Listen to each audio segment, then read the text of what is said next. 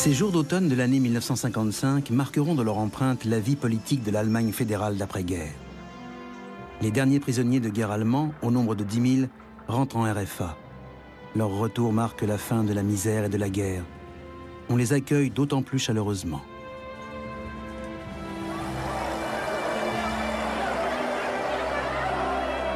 Eine vieltausendköpfige Menschenmenge begrüßte die ehemaligen Kriegsgefangenen.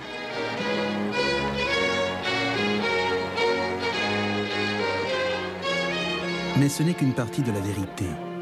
Près d'un tiers des rapatriés n'étaient pas soldats lorsqu'ils ont été faits prisonniers par les Russes. C'étaient des civils et la guerre était déjà terminée.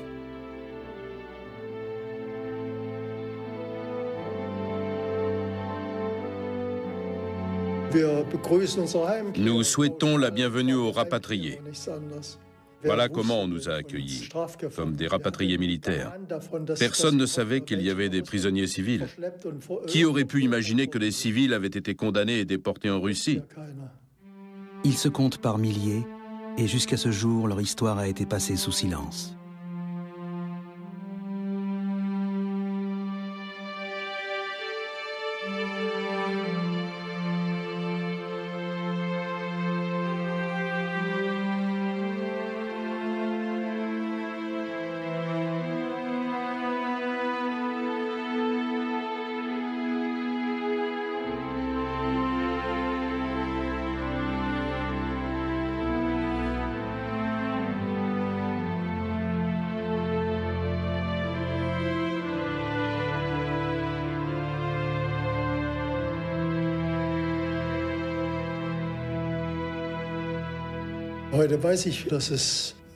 Aujourd'hui, je sais que je dois ma survie au hasard. Malgré leur jeune âge, ils seront marqués à jamais.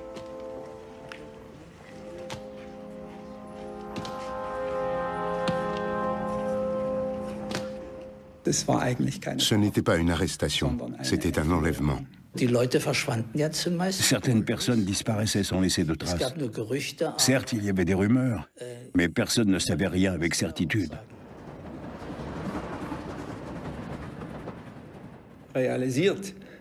C'est seulement le jour de notre transfert que j'ai compris que nous partions pour l'Union soviétique.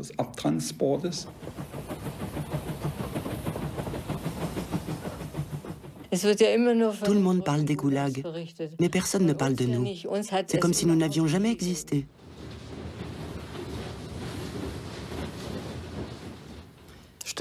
Depuis notre plus jeune âge, ma sœur et moi n'avons pas eu de chance. Et ça continue aujourd'hui encore. Les femmes et les enfants ne seront pas plus épargnés que les hommes. Nombreux sont ceux qui ne reviendront jamais. Tout commence en 1945 avec l'occupation par l'armée rouge de l'Est de l'Allemagne et des anciens territoires de l'Est.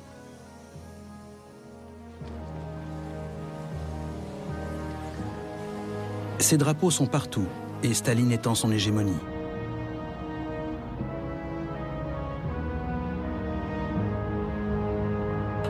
Toutefois, dans un premier temps, les gouverneurs de la future RDA maintiennent des apparences de démocratie pour des raisons tactiques. Une nouvelle Allemagne doit renaître de ses cendres, et cette vision attire surtout les jeunes, comme le lycéen Frieder Wirth.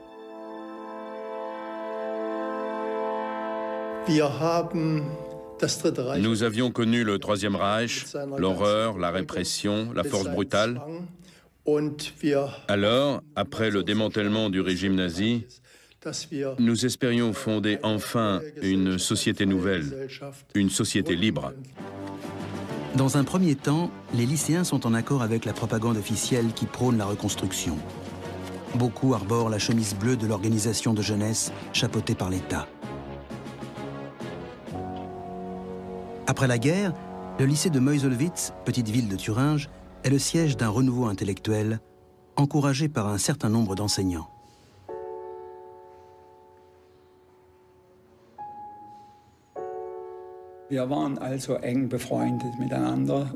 Nous étions tous amis et nous nous retrouvions tous les jours pour échanger nos idées.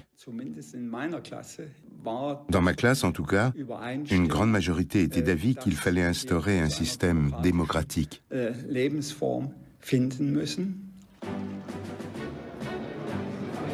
Pourtant, la réalité est tout autre.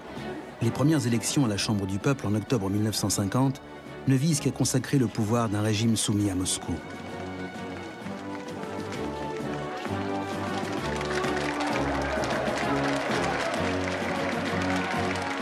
À la grande déception des électeurs du P.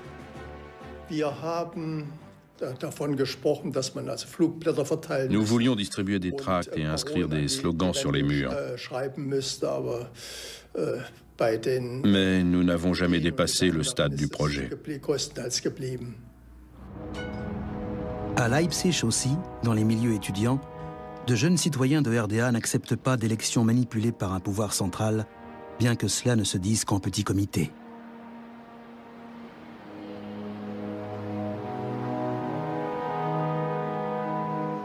Parmi eux, Siegfried Jentner, un étudiant en sciences sociales, alors âgé de 19 ans. Les opinions divergentes n'étaient plus tolérées. On risquait la diffamation. Cela était même considéré comme un crime, à tel point qu'on n'osait plus parler. À partir du moment où l'on avait une opinion divergente, on était contraint à la clandestinité et à l'illégalité. Ainsi, les membres du groupe de Leipzig échangent leurs opinions en cachette et font circuler des analyses critiques venues de Berlin-Ouest, librement accessibles à cette époque. Entre-temps, la machine électorale du parti unique s'abat sur le pays. Le système sécuritaire nouvellement instauré doit étouffer dans l'œuf toute résistance, comme son modèle soviétique. Le régime de la RDA sait parfaitement qu'il doit son pouvoir uniquement aux grands frères de Moscou.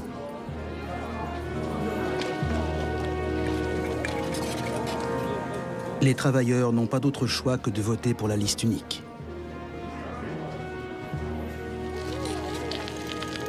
Parallèlement, on donne la chasse aux esprits critiques, comme à Leipzig, où Siegfried Jentner a un rendez-vous avec un camarade de lycée.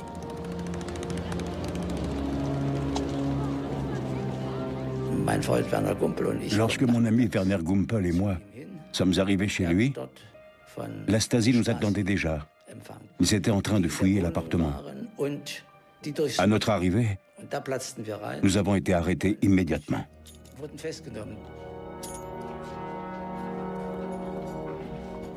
Ce ne sont pas des Allemands qui nous ont interrogés. Apparemment, la procédure voulait que, dès qu'une personne était arrêtée, il fallait en informer nos amis soviétiques, qui se chargeaient alors de l'enquête. Le jeune lycéen est emmené dans une prison de l'armée d'occupation à Dresde.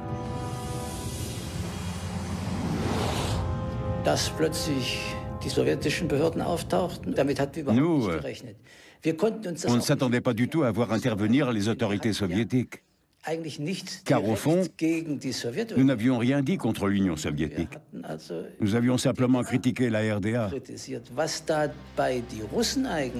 Au début, je ne savais pas du tout ce que recherchaient les Russes. C'est seulement pendant l'interrogatoire que j'ai compris.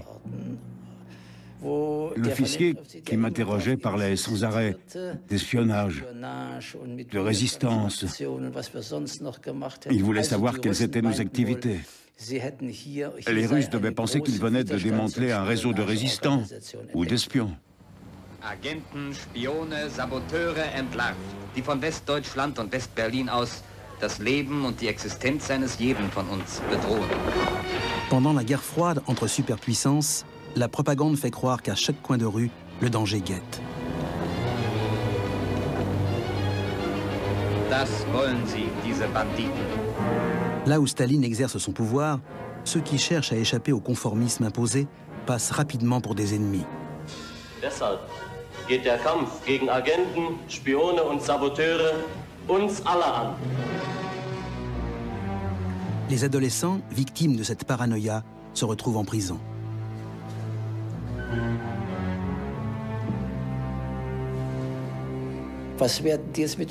Qu'allait-il faire de nous? Allait-il nous condamner? On ne doutait pas que nous serions condamnés.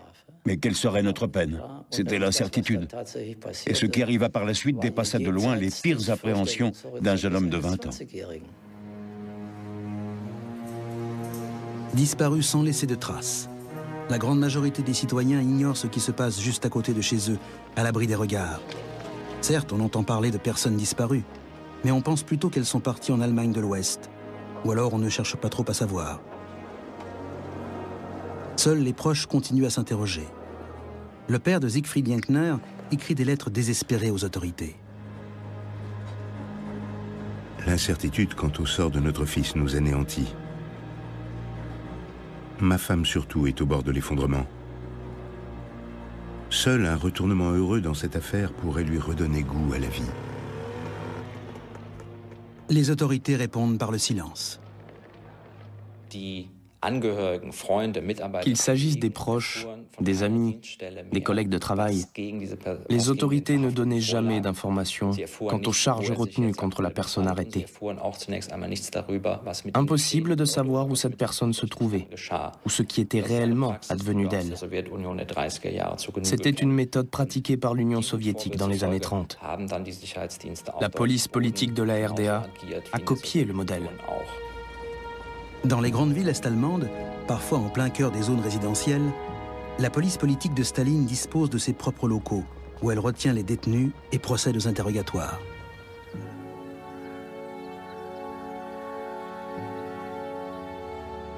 Ainsi, c'est dans cet immeuble de Leipzig que la Stasi amène les lycéens de Meuselwitz en 1952. L'un de leurs camarades, arrêté auparavant, avait parlé de leur réunion.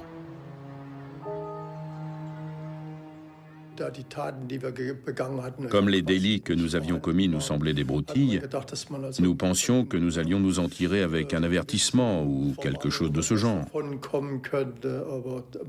Nous n'avions pas la moindre idée de ce qui se cachait derrière toute cette histoire. Quand les anciens camarades de classe se retrouvent dans une prison soviétique secrète à Potsdam, ils commencent à comprendre.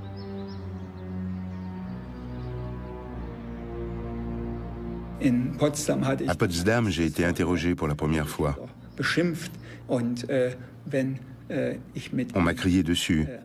On m'a dit que si je collaborais, si je disais la vérité, alors on serait clément, et que sinon, on risquait de me fusiller. Loin des regards, les hommes en charge des interrogatoires ne reculent devant rien pour obtenir des aveux.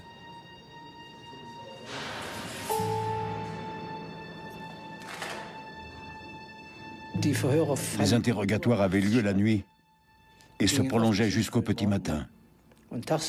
Puis, durant la journée, on nous empêchait de dormir et même de nous allonger dans notre cellule. Nous avions seulement le droit de rester debout ou assis. On nous privait systématiquement de sommeil. C'était la même chose toutes les nuits. Au bout d'un moment, on donnerait tout pour dormir enfin. Et on est prêt à avouer n'importe quoi.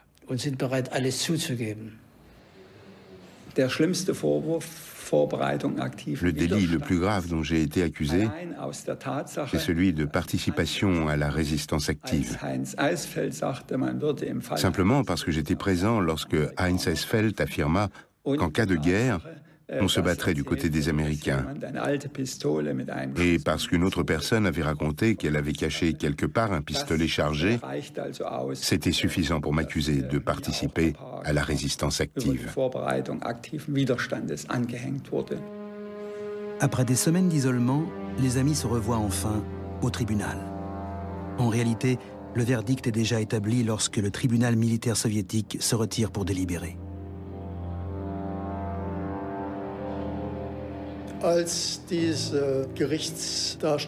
Lorsque le tribunal a eu fini de présenter sa version des faits, il s'est retiré pour délibérer. Les délibérations ont duré tout au plus 10 minutes. Les trois juges sont revenus et le président du tribunal a prononcé les sentences d'une voix monocorde. Là, nous avons été abasourdis en entendant le verdict.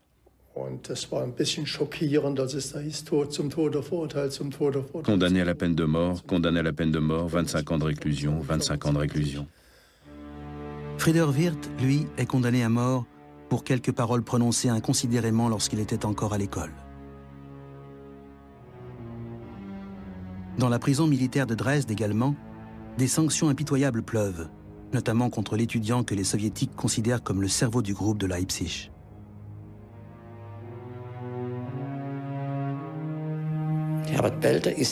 Belter a été condamné à 25 ans de prison pour agitation anti-soviétique, 25 ans de prison pour espionnage politique et condamné à mort parce qu'il était le meneur. Nous n'en revenions pas. Personne ne s'attendait à cela. J'étais juste à côté de lui. Je me sentais comme assommé. Et je m'attendais à la même sentence pour moi.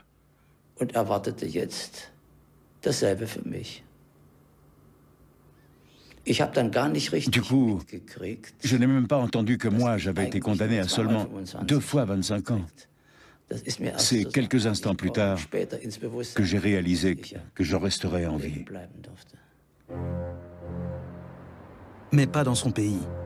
L'odyssée vers l'Est commence à la gare de Lichtenberg, à Berlin-Est. La destination est inconnue.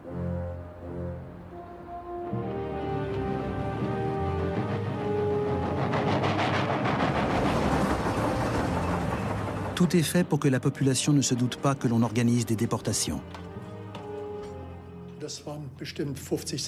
En plus de notre groupe de 6, il devait bien y avoir 50 ou 60 personnes avec nous. Le wagon était camouflé en wagon de la poste. On voulait sans doute éviter que la population sache que l'on déportait des citoyens de RDA.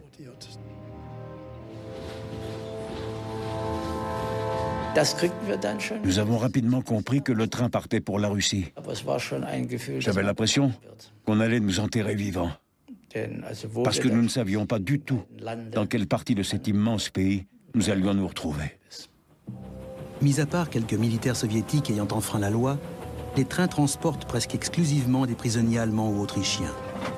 Apparemment, leur condamnation est une affaire de la plus haute importance. Dès leur arrivée à Moscou, ils sont triés en fonction de leur peine. Les condamnés à mort se retrouvent dans la prison de Butyrka, tristement célèbre.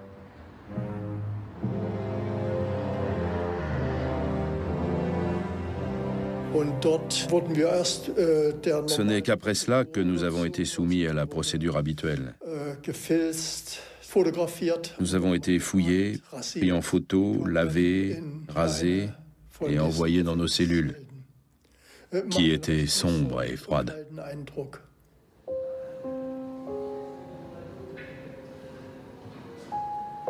Le dernier espoir des condamnés à mort, ce sont les recours en grâce adressés au Soviet suprême que les détenus sont invités à formuler.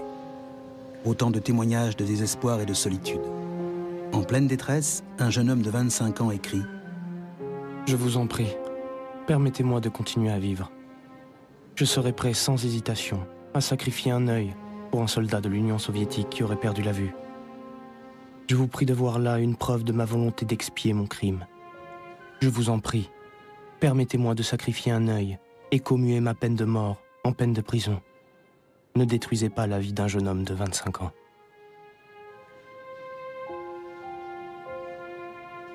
Sa demande de grâce n'est pas entendue. Il sera exécuté sur ordre supérieur. Moins d'un prisonnier sur 10 est gracié. On est venu me chercher dans ma cellule, on m'a demandé de prendre mes affaires et on m'a emmené dans une autre aile de la prison. Là, il y avait 3 hommes, habillés en civil, qui ont essayé de m'expliquer quelque chose en russe, en gesticulant avec les mains.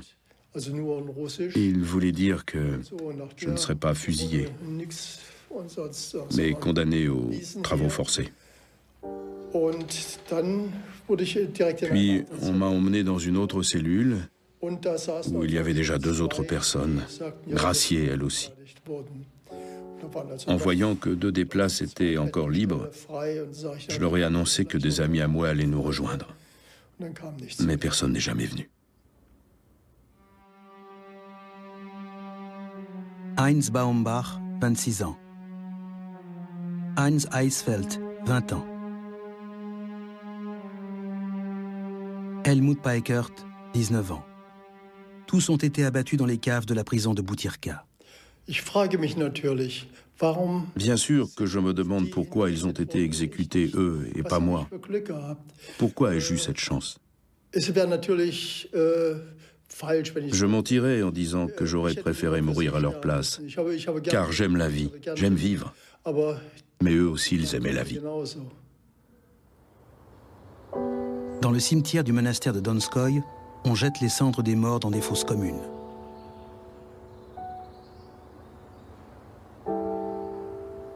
Personne n'est informé de leur décès.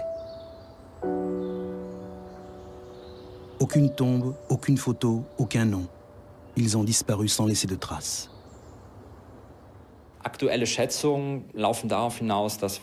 Selon des estimations récentes, 3000 condamnations à mort ont été prononcées par les tribunaux soviétiques entre mai 1945 et 1955. Parmi ces 3000 civils allemands condamnés à mort, 2000 ont été exécutés. D'autres tourments attendent ceux qui ont été graciés. Leur voyage continue jusque dans les immensités glacées de la Sibérie.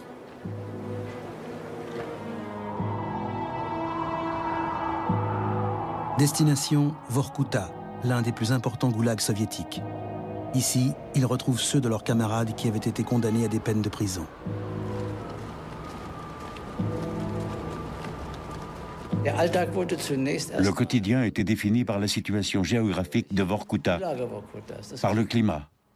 L'hiver dure 9 mois et les autres saisons se partagent les 3 mois restants. En hiver, le soleil ne se lève jamais et en été, il ne se couche pas.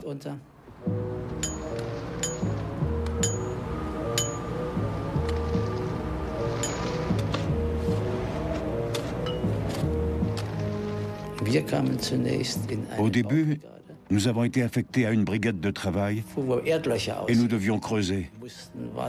C'était vraiment très difficile. Avec le froid, le sol était gelé et dur comme de la pierre. Comme aucun de nous n'était habitué au travail physique, souvent nous n'atteignions pas les objectifs. Par conséquent, nous recevions des rations alimentaires insuffisantes, car celles-ci étaient distribuées en fonction du travail effectué. Cela signifiait que nous avions souvent faim. Voilà à quoi ressemblaient nos journées. Travailler, avoir faim et dormir. Et le pire, c'était l'absence d'espoir. Nous ne savions pas si nous allions un jour ressortir de là. La situation paraissait alors vraiment désespérée. La pression psychologique était énorme.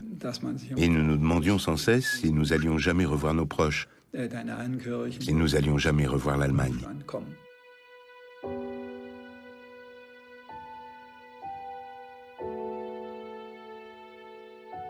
Pour Günther Aurich et ses compagnons d'infortune, la vie semble déjà s'achever malgré leur jeune âge. Il y a peu de chances pour que l'on apprenne ce qui leur est arrivé. Contrairement à des prisonniers de guerre, ils ne sont ni recherchés ni portés disparus.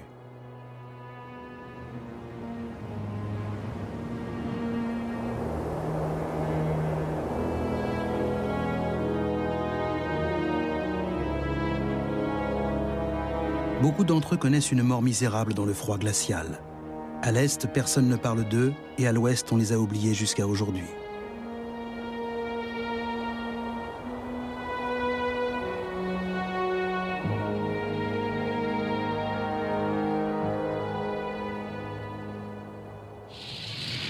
Ces disparitions systématiques débutent avec l'arrivée des troupes soviétiques sur le sol allemand.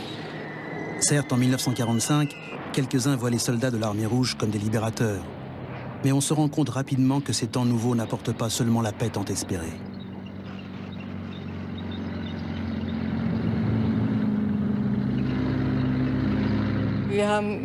Lorsque les Russes sont arrivés, nous nous sommes rendus compte qu'ils violaient les femmes, qu'ils s'installaient partout sans vergogne. Bien vite, nous avons compris quelles conséquences cela impliquait. Avant, personne ne se doutait de rien. Tout le monde espérait que la guerre allait enfin finir et que l'on pourrait revivre normalement comme avant.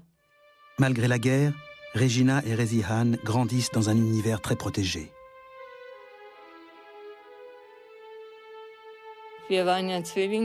Nous étions sœurs jumelles et nous étions très attachées l'une à l'autre. Ma sœur était la personne la plus gentille au monde, beaucoup trop gentille à mon avis.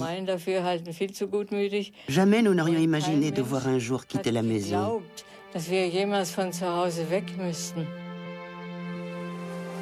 Mais l'armée d'occupation n'épargne pas Sebnitz, leur petit village de Basse-Silésie, près de Wrocław, à l'époque de Breslau. Deux Russes ont sonné à la porte et nous ont dit « Venez avec nous, vous allez être interrogés ». Ils ont affirmé que mon père et moi, nous possédions chacun un pistolet et que nous serions condamnés à 15 ans de travaux forcés. Je leur ai dit que je ne savais même pas à quoi ressemblait un pistolet. Mais il n'y a rien eu à faire. La tyrannie, la diffamation et la violence sont alors omniprésentes.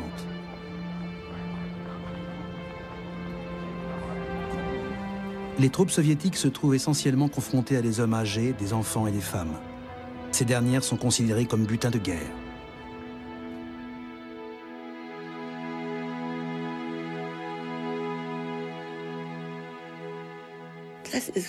Voilà pourquoi je ne me suis pas mariée.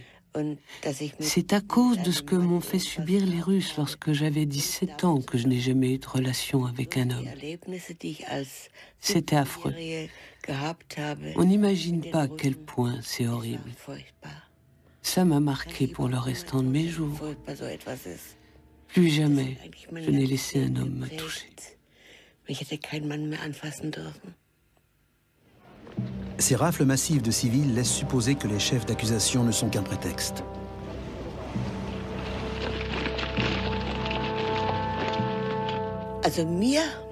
On ne m'a jamais dit ce qu'il allait advenir de nous. On ne m'a jamais dit non plus que j'avais été condamnée. D'ailleurs, la seule et unique raison pour laquelle on aurait pu me condamner, c'est que j'étais allemande. Puis nous avons été emmenés en camion à la prison de Beuthen. Les femmes et les jeunes filles de Sebnitz sont incarcérées à 250 km à l'est de chez elles, dans l'ancien établissement pénitentiaire prussien de Beuthen, en Haute-Silésie. Avec elles, des milliers de civils originaires des diverses régions contrôlées par les soviétiques.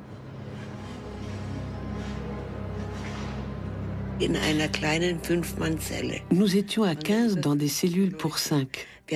Nous n'avions même pas la place de nous asseoir par terre.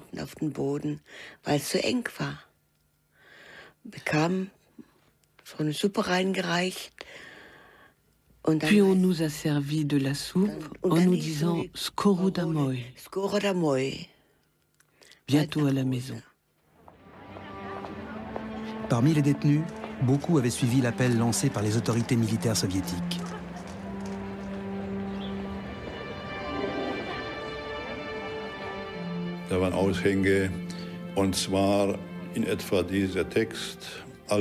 Il y avait des affiches sur lesquelles on pouvait lire « Tous les hommes sont appelés à venir participer aux travaux de déblaiement. Emportez de la nourriture, des affaires d'hiver et votre passeport. Ceux qui ne répondront pas à cet appel encourent la peine de mort. »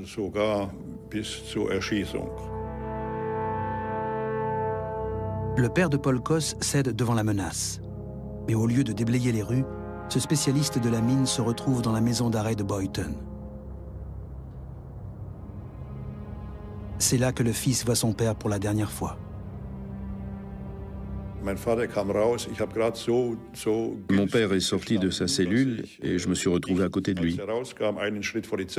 Il a eu tout juste le temps de me passer rapidement la main sur la tête et de me dire « Paul, tu es l'aîné, prends soin de maman ». C'était comme une mission. Mais nous n'avons jamais perdu l'espoir de revoir un jour mon père. La prison de Beuthen devient une plaque tournante.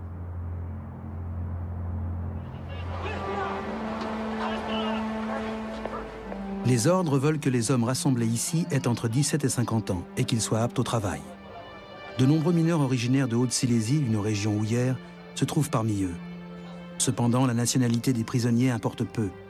Il y a également des milliers de Polonais en détention qui avaient déjà eu à souffrir des Allemands.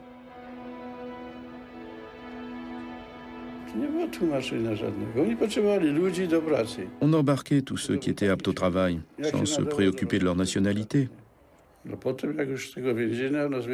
Quand nous avons été transférés de la prison à la gare, les femmes sont venues nous apporter du pain. Elles étaient en larmes car elles avaient vu les trains partir l'un après l'autre pour la Russie. C'est là que nous avons compris qu'ils allaient nous déporter. Et nous gardions espoir. Personne n'imaginait qu'ils iraient rafler des Polonais. Ils ont fait la même chose que l'armée d'occupation allemande auparavant. Durant quelques semaines, des dizaines de milliers de personnes transitent par la gare de Beuthen. Lorsque nous avons été conduits au train, je me suis dit, mon Dieu, on nous enferme et nous ne savons pas où nous allons atterrir. Je ne sais plus combien il y avait de wagons, mais nous étions plus de 2000 personnes. On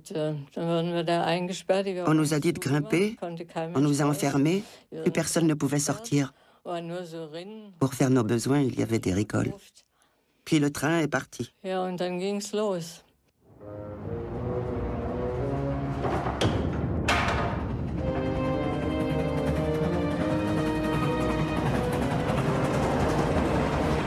L'enlèvement de travailleurs esclaves à grande échelle n'est pas une invention soviétique.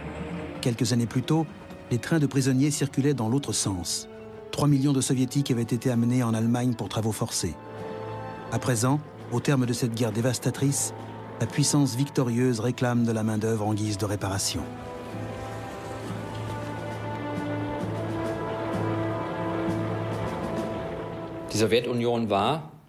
L'Union soviétique avait été terriblement affaiblie économiquement par la guerre contre l'Allemagne. Elle avait perdu des millions de personnes.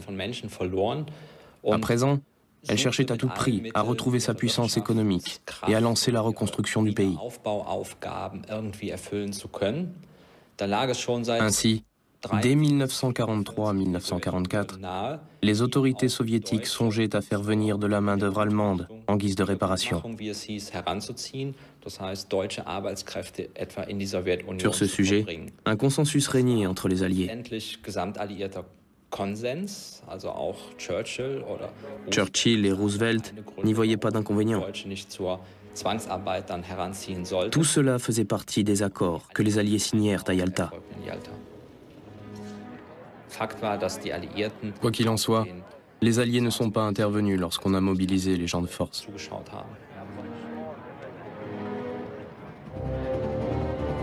Les déportés ne se doutent pas de ces accords tacites.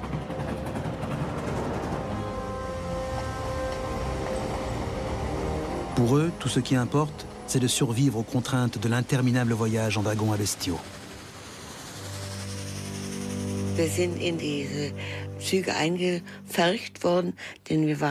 Nous étions serrés les uns sur les autres et il faisait de plus en plus froid.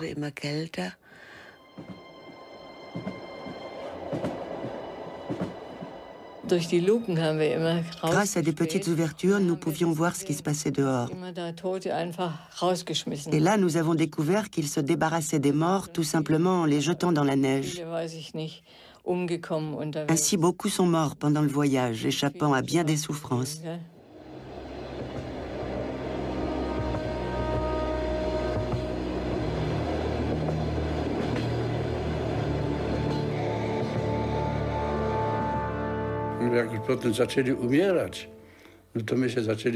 En voyant les premiers morts, nous avons commencé à nous demander à quand mon tour.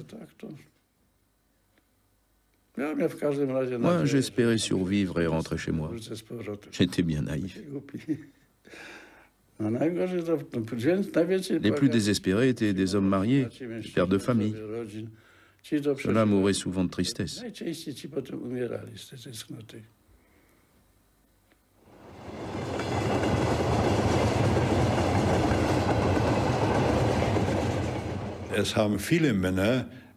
Pendant le voyage, beaucoup de prisonniers ont laissé tomber des petits mots sur la voie. Mon père l'a fait aussi. Le mot était adressé à ma mère.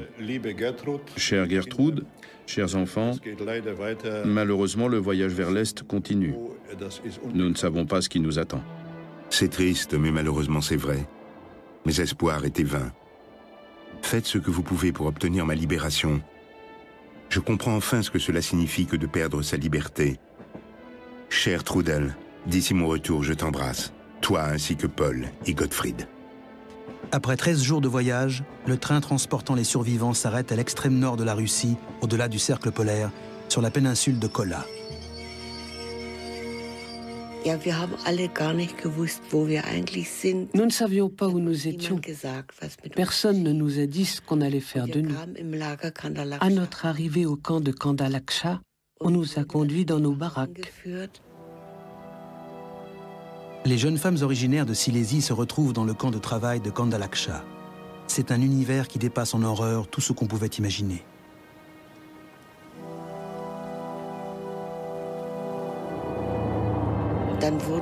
Nous avons été affectés à des brigades. Au début, j'ai travaillé dans la forêt. Je devais abattre des arbres. Nous n'avions pas l'habitude du travail physique. Dans ces conditions, une simple maladie peut signifier un arrêt de mort. Ma sœur jumelle était de plus en plus affaiblie. À un moment, il a été question de renvoyer les malades et les vieux en Allemagne. J'ai essayé de faire comprendre à ma sœur qu'elle devait tenir bon, car elle rentrerait bientôt à la maison pour retrouver papa et maman. Pour les malades, le train de rapatriement sanitaire est la seule chance de rester en vie. C'était affreux de voir mourir sa meilleure amie. Il y avait une fille qui s'accrochait toujours à moi et qui disait « Je suis encore jeune, je ne veux pas mourir ». Rézi est très affaiblie, mais n'a plus qu'1 jour à tenir pour rentrer chez elle en prenant le train sanitaire.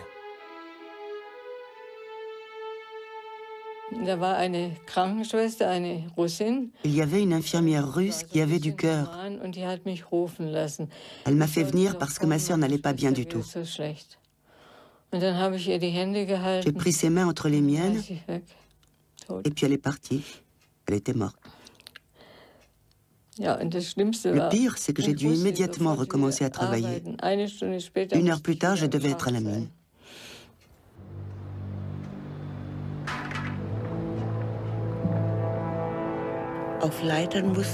Nous descendions dans la mine à 85 mètres de profondeur par des échelles.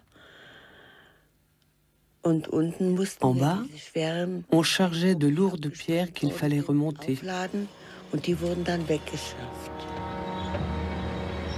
L'objectif de ce dur labeur, creuser des galeries dans le granit pour des cours d'eau souterrains qui serviront à alimenter une centrale électrique indestructible de l'extérieur.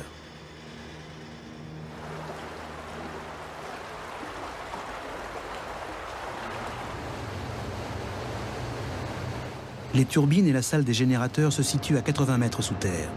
C'est un monument unique au monde qui témoigne de la folie humaine. Un monument qui a coûté la vie de milliers de personnes.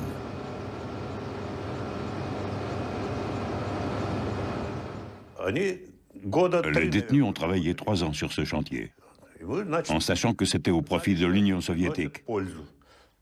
Mais il s'est avéré que certains d'entre eux étaient des ennemis du régime. Ils ont été arrêtés et emmenés ailleurs. Personne ne sait où. Il fallait bien que la police politique fasse son travail. Recherche qui vous êtes, ce que vous faites, quelles sont vos idées. Cela dit, la plupart d'entre eux étaient des gens bien. Staline exacerbe l'idée de Lénine selon laquelle le communisme, c'est le pouvoir des soviets plus l'électrification du pays.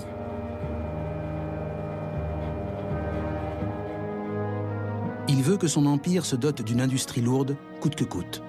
Pour la nouvelle puissance mondiale, même les régions polaires doivent être exploitées. Pour atteindre ce but, les vies humaines ne comptent pas, surtout lorsque les hommes viennent d'un pays ennemi.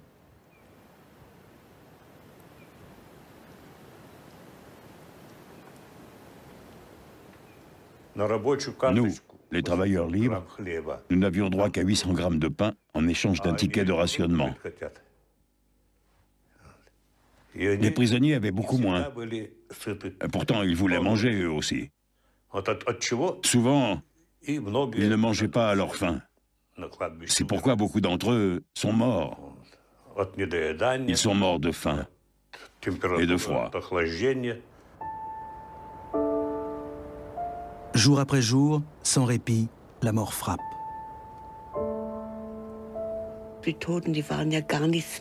Les morts n'avaient aucune valeur puisqu'ils ne pouvaient plus travailler. On les sortait du camp la nuit sur des brancards. Au début, cette tâche était accomplie par des hommes. Mais comme ils étaient de plus en plus nombreux à mourir, les femmes ont dû également participer à l'enterrement des cadavres. On déshabillait les morts et on les enfouissait sous terre comme des animaux.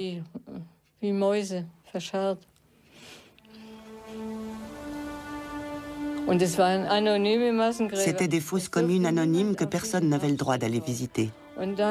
Et personne n'a fait la moindre prière. Des 2000 civils déportés de Boyton, 1200 reposent ici.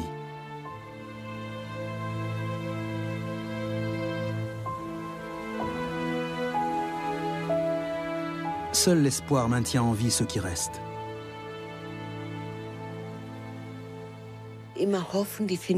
L'espoir, toujours l'espoir. L'espoir de retrouver mes proches, de les retrouver en bonne santé.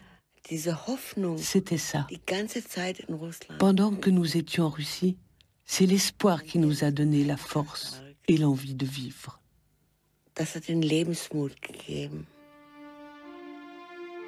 Un an après leur arrivée au camp de travail, les détenus ont enfin le droit d'écrire. Mes bien chers tous qui êtes restés à la maison, je me dis en permanence que je dois tenir bon, que je ne dois pas désespérer parce que je veux rester en bonne santé pour vous retrouver.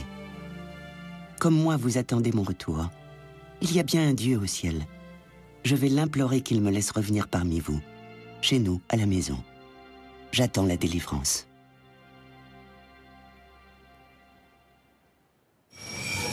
À cette époque, l'Europe est le théâtre d'une gigantesque migration des peuples. Rapatriés, réfugiés, libérés, expatriés, des hommes et des femmes déracinés par la guerre sillonnent le continent. L'Union soviétique aussi s'efforce de ramener ses brebis égarées un peu partout en Europe, avec tous les moyens qu'offre la propagande.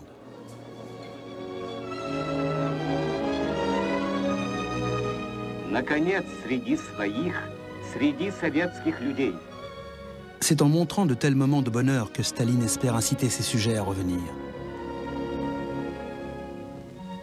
Вниманием и заботой окружает советское правительство возвращающихся.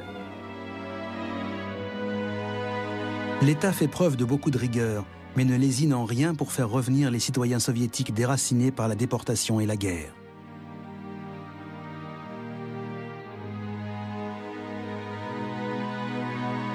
Pris en charge et assistés, il ne se doute pas que bon nombre d'entre eux finiront dans les camps d'internement, inculpés pour collaboration. С радостью принимает вас советский народ в свою дружную семью. Будьте же достойны нашей великой советской родины, говорит начальник Бранденбурга. Ce camp du Brandebourg est destiné aux soviétiques désireux de rentrer.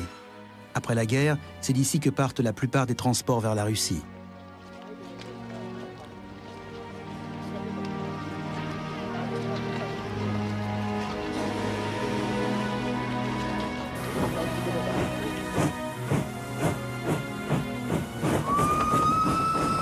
Parmi les voyageurs, il y avait des orphelins qui avaient été hébergés dans le camp de rapatriement du Brandebourg.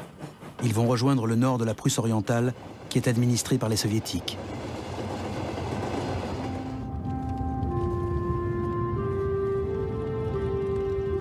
Une orpheline qui est arrivée ici jadis par l'un de ces transports vit aujourd'hui dans cette région.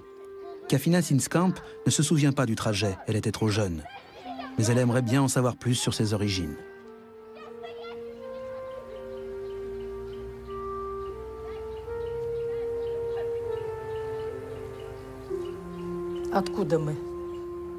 D'où est-ce que je viens? J'aimerais bien en savoir plus sur mes parents, savoir qui ils sont, d'où ils viennent.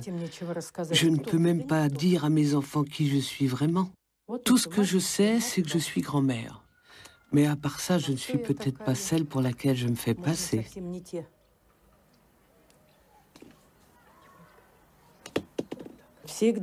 En notre fort intérieur, nous avons toujours senti que nous étions différents, mais nous devions le cacher. Il suffisait d'ouvrir la bouche pour s'entendre dire « On voit tout de suite que vous avez du sang allemand ». Alors nous avons préféré nous taire. Voilà tout ce qui lui reste de sa prime enfance.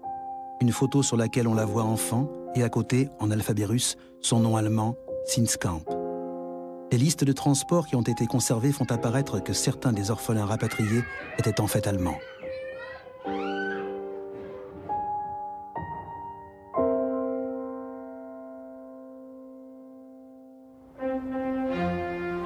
En 1946 et 1947, c'est à Königsberg, l'ancienne capitale de la Prusse orientale, marquée par la guerre, que sont accueillis les orphelins.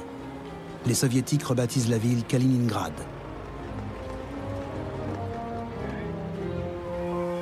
Avec une rigueur toute stalinienne, les enfants originaires d'Allemagne sont d'abord russifiés.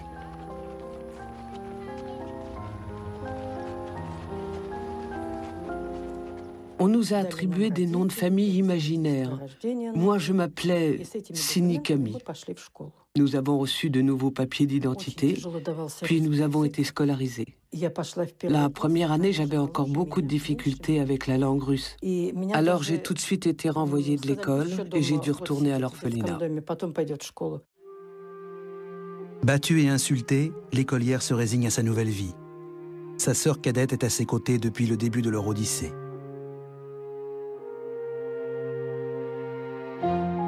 Sur le programme ne figure pas seulement l'apprentissage de la langue, mais aussi le b.a.-ba du jeune citoyen soviétique dans l'empire de Staline. Nous avons été éduqués exactement comme les enfants russes. L'Union soviétique est le meilleur pays au monde. Vous devez être reconnaissant de vous trouver ici.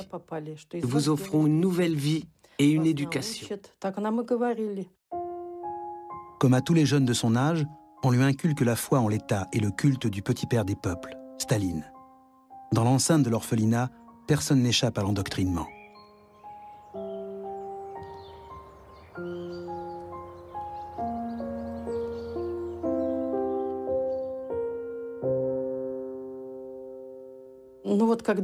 Lorsque j'ai eu 16 ans, j'ai reçu un passeport.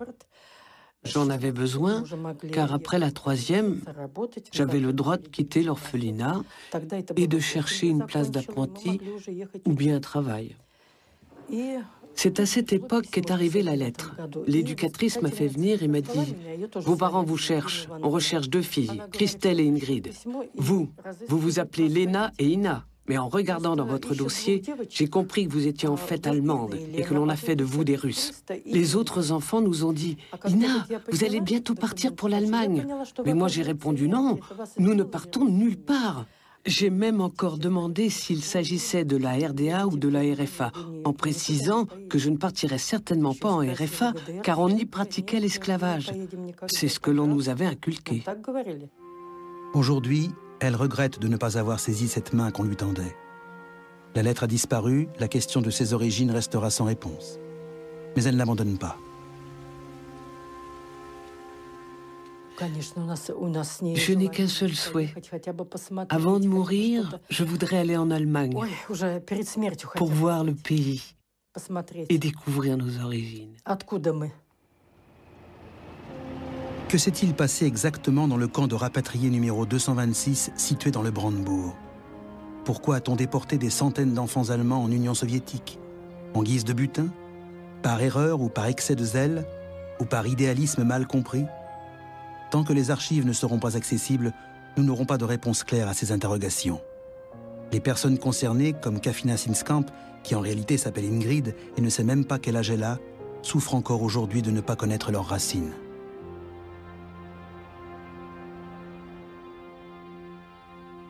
À son retour du camp, Regina Castellan éprouve des sentiments similaires. Je ne me souviens pas d'avoir explosé de joie ou d'avoir embrassé quelqu'un. Nous savions que nous n'avions plus de chez nous. Beaucoup d'entre nous ne savaient pas où aller.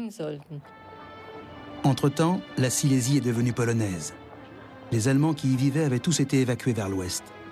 À leur libération en 1947, les femmes de Sebnitz qui avaient survécu n'avaient plus de patrie.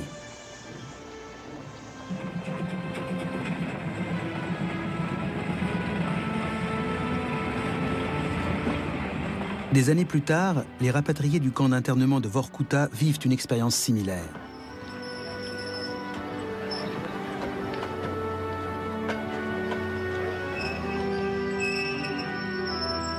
Ils arrivent à Francfort-sur-l'Oder, en République démocratique allemande.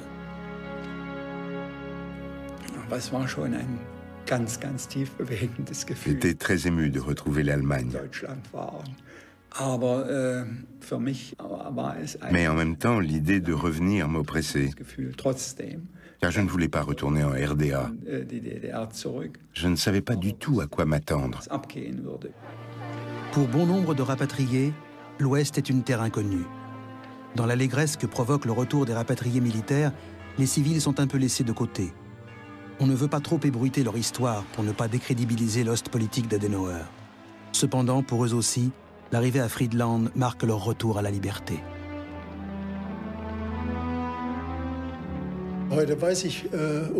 Aujourd'hui, je sais que j'ai eu beaucoup de chance. Je sais aussi que seule une infime partie des condamnés à mort a été graciée. Les autres ont disparu. Mais selon toute vraisemblance, ils ont été exécutés.